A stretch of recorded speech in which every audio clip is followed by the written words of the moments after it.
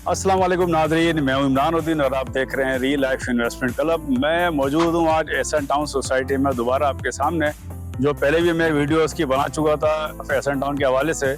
और एहसन टाउन का गेट आप मेरे बैक साइड पे ग्रीन वुड भी देख रहे होंगे, उसके सामने बिल्कुल इस एहसन टाउन का गेट है।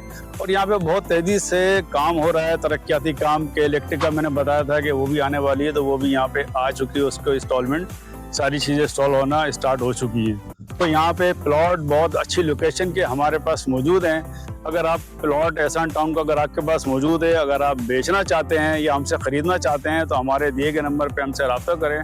हमारे पास बहुत अच्छे लोकेशन के प्लॉट मौजूद हैं।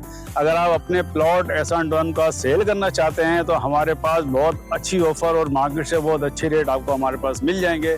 तो हमारे नंबर पे फ़ौरन रब्ता करें, क्योंकि देर करेंगे तो नुकसान आपका ही है।